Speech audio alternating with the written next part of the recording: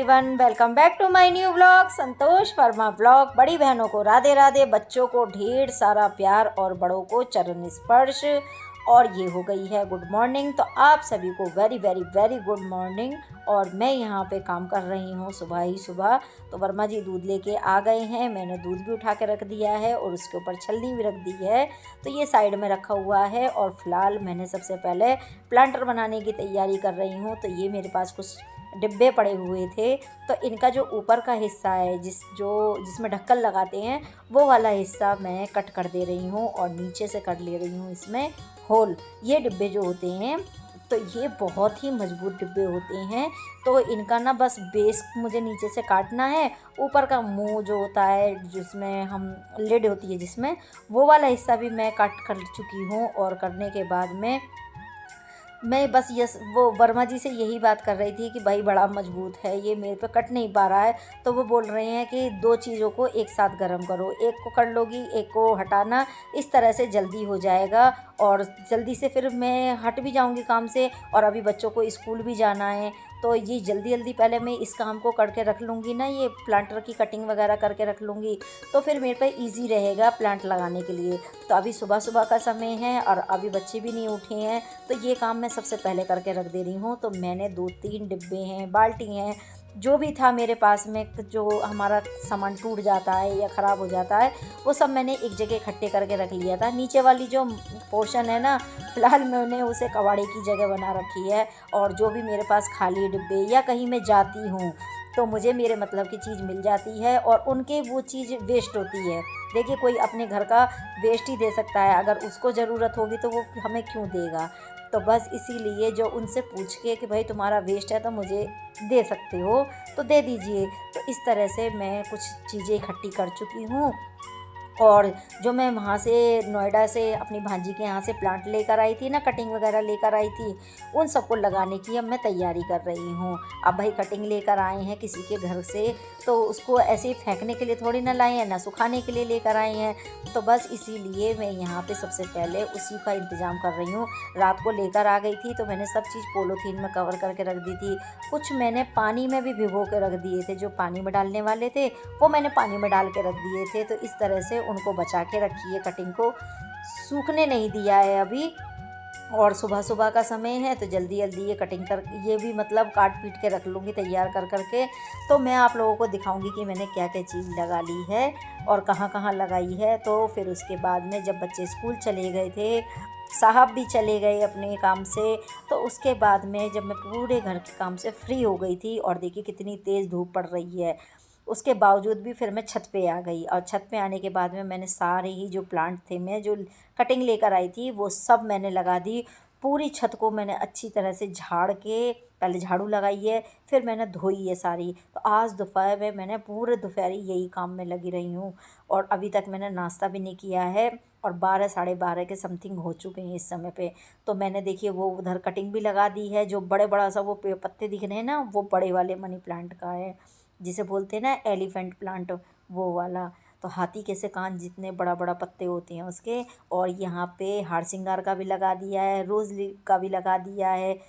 और बस यहाँ पे मैंने, और वो करी पत्ता लेकर आई थी, करी पत्ता भी लगा दिया। जो काला वाला प्लांटर बना रही थी ना डिब्बे का, उसमें मैंने करी पत्ता लगाया है। तो ये सारे चीज़ ना मैंने ये पौधों के साइड में करके लगा दिए हैं, जिससे अभी उनमें छाँव रहेगी ना तो जल्दी हो जाएंगे। किसी भी कटिंग को आप लगाएं तो सबसे पहला काम है कि अच्छी मिट्टी बना के तब लगाएं, दूसरा कुछ दिन के लिए उसे छाँव में रखें। तो मैं ऐसे ही करती हूँ, मैं पौधे खरीदती कम हूँ, कटिंग ज़्यादा लगा लेती हूँ और दूसरों से मांग के लाने में मुझे इंटरेस्ट ही ज़्यादा रहता है। भाई अपना पैसा खर्च करके तो दुनिया मज़े उड़ाती है, कुछ किसी से लेके देखें, कुछ अपनी हाथ से मेहनत करें, फिर नसीब पे छोड़ दें। अगर देखिए सक्सेस हो गई तो बहुत ही अच्छी बात है भाई, हमारे पास भी वो प्लांट हो जाएगा। अगर सक्सेस नहीं होती है, हमारी फेल हो गई है हमारी कटिंग, तो हमारा तो कुछ भी नहीं गया। अगर सूख भी जाती है वो कटिंग तो हमारा कुछ भी नहीं गया। तो इस तरीके से मैं तैयार करती रहती हूँ और ये छोटी सी बगिया मैंने ऐसे ही बनाई है। तो उसके बाद में फिर आ गई, मैं खाना वाना बनाया, मैंने अपने लिए खाना खाया। अभी बच्चे आए नहीं हैं स्कूल से, तो सोचा चलो जल्दी से आज कुछ मीठा बना लिया जाए। तो मेरे पास रखा था ये 250 ग्राम पनीर। मैंने इसी का ही सोचा कि आज मैं इस पनीर को ख़त्म कर देती हूँ, वेस्ट नहीं करती हूँ। क्योंकि होता क्या है, ज़्यादातर पनीर आ जाता है या मैं बना लेती हूँ घर में ही, तो फिर वो बच्चे या तो काट के खा लेते हैं या सब्ज़ी वगैरह बना लेती हूँ या भुजी बना देती हूँ। तो इस तरह से मैं करती रहती हूँ पनीर को। तो अब की बार मैंने ये ताज़ी पनीर बनाया घर पे ही, और बनाने के बाद में इसको अच्छी तरह से कद्दूकस कर लिया था। और कद्दूकस करने के बाद में ये नारियल का बुरादा है, जो कि अभी जन्माष्टमी थी ना, तब लेकर आई थी मैं। तो ये वैसे क्वांटिटी इसकी 250 ग्राम की है। और ये मैंने कुछ ड्राई फ्रूट भी गरम करके रख लिया, मतलब हल्के से कर लिए हैं। और ये 250 ग्राम मतलब 2 कटोरी, मेरी वाली 2 कटोरी बैठा है बिल्कुल। और ये मैंने नारियल का बुरादा और 2-3 चम्मच घी डाल के अब मैं इसे हल्का सा सैलो फ्राई कर लूँगी। मतलब सैलो फ्राई नहीं, मतलब हल्का सा गुलाबी होने से पहले पहले ही मतलब कर लेना है। गुलाबी नहीं होने देना है इस नारियल के बुरादे को, बस वाइट ही रखना है। बस ये है, इसकी जो नमी है इसके अंदर वो निकल जाए, और बस इतना ही रखना है। और उधर हमने ग्रेटर करके वो रख लिया है अपना पनीर को भी। तो आज मैं बना रही हूँ पनीर और नारियल के लड्डू। तो उसके लिए मैंने ड्राई फ्रूट भी काट के रख लिए हैं। और ये नारियल के बुरादे को अच्छी तरह से हम इसे भून लेंगे। तो मैं आपको सिंपल तरीके से इसकी क्वांटिटी बता देती हूँ। अगर आप लोग बनाने में इंटरेस्ट करेंगी तो ज़रूर आप बना लेंगे। और बिल्कुल इजी तरीके से बता रही हूँ मैं कि 250 ग्राम मेरा बुरादा है, ये नारियल का बुरादा, 250 ग्राम ही मेरा पनीर है। उसके लिए आपको 200 ग्राम करीबन वो लेना है, जो हमने बूरा लिया है वो। अगर आप चीनी लेना चाहते हैं तो चीनी भी ले सकते हैं, तो चीनी थोड़ा कम कर लीजिएगा। मैंने बूरा डाला है तो मैं बूरा की बता रही हूँ। और इलायची के दाने चाहिएंगे, जिसे हमने पाउडर बना के रख लिया है। कुछ मैंने ड्राई फ्रूट डाले हैं। तो इस तरीके से ये सारी सामान की ज़रूरत पड़ती है। अब हमने बुरादा तो अच्छी तरह से भून के पलट के रख लिया है प्लेट में। अब आ गई बारी हमारी नारियल की, वो नारियल नहीं, ये पनीर की। तो पनीर को भी हमने उसी कढ़ाई में, मैंने जो गरम कढ़ाई थी उसमें डाल लिया है। डालने के बाद में अच्छी तरह से हाथों से चला लिया है। चलाने के बाद में अब मैंने कर दी है गैस को चालू। चालू करने के बाद में इसमें ना पानी निकलता है, जो पनीर का खुद का पानी होता है वो निकलता है। तो उसको बस हल्का सा सुखाना होता है, हल्का ही सुखाना है, ज़्यादा नहीं कि आप सुखाते सुखाते उसको बिल्कुल कड़क कर दें पनीर को, नहीं, बिल्कुल हल्का सुखा लीजिए। और सुखाने के बाद में इसमें हम साथ के साथ ही इलायची पाउडर भी डाल देंगे। तो मैंने डाला है ये आधी आधी चम्मच करके 2 बार। तो 1 चम्मच करीबन मैंने अंदाजे से ही इसमें इलायची पाउडर भी डाल लिया है। और ये सारा सामान ना मैंने अभी जन्माष्टमी पे तैयार करके रखा था ना, तो इसीलिए ये मेरे पास सारा सामान रखा था, अवेलेबल था सारा ही सामान। और इसमें मैंने फिर बूरा भी डाल दिया है। तो बूरा हमने किस में डाला है, पनीर के अंदर ही। तो इसे अच्छी तरह से अब चला लेंगे। तो ये हमारा जो पनीर है ना, एकदम चाशनी का रूप ले लेगा।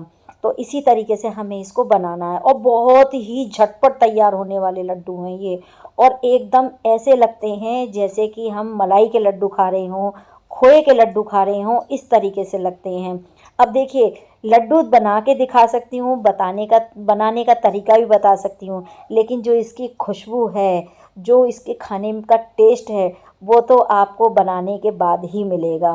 भाई, इसमें मोबाइल के अंदर ये वाला सिस्टम नहीं है कि मैं आपको उसकी खुशबू दिखा सकूं, सुंघा सकूं, या आपको टेस्ट करने के लिए दे सकूं कि आप लीजिए, टेस्ट कर लीजिए। तो वो ही सिस्टम नहीं है। बाकी मैं आपको बिल्कुल इजी तरीके से बता रही हूँ, जैसे मैंने बनाए हैं सेम तरीके से मैं बता रही हूँ। तो यहाँ पे हमारा हमने बूरा डाला था, अब मैं हमारा बूरा भी हो गया है रेडी बिल्कुल। और अगर आप चीनी डालना चाहते हैं तो चीनी भी डाल सकते हैं। तो मैंने इसमें 1 कटोरी और आधा कटोरी बूरा डाला था। आप 1 कटोरी में थोड़ा सा और ज़्यादा चीनी डाल सकते हैं, तो वो भी इसी तरह से मेल्ट हो जाएगी, चाशनी का ही रूप ले लेगी। बस ये इसमें इसी स्टेज पे हम धीरे धीरे करके अब इसमें ये डालना शुरू कर देंगे, जो हमने नारियल का बुरादा भून के रखा था वो वाला। तो ये रोस्ट करके रखा हुआ था, तो अब इसको भी हम डालते चले जाएंगे। गैस को बिल्कुल कर देंगे सिम, और अच्छी तरह से इसको मिलाते चले जाएंगे। तो इस तरीके से ये बहुत ही जल्दी तैयार होने वाले लड्डू हैं, और बिल्कुल भी टेंशन नहीं रहती इसको बनाने के लिए। बहुत जल्दी तैयार हो जाते हैं। बस आप सामान की तैयारी पहले से कर लीजिए, बाकी तो बनना तो झटपट झटपट हो जाता है इनका। और यहाँ पे बस हमने ये मिला ले रहे हैं अच्छी तरह से। और देखिए जो चाशनी थी ना, वो कितनी अच्छी तरह से इस गोले के बुरादे को अपनी तरफ को खींचती चली जा रही है, और ये बिल्कुल सूखे सूखे से हो जाएंगे। अब इसी स्टेज पे हमको दूध भी डालना होगा, तो जब ये मिला लेंगे हम अच्छी तरह से, इसी स्टेज पे ही हमें दूध भी डालना है।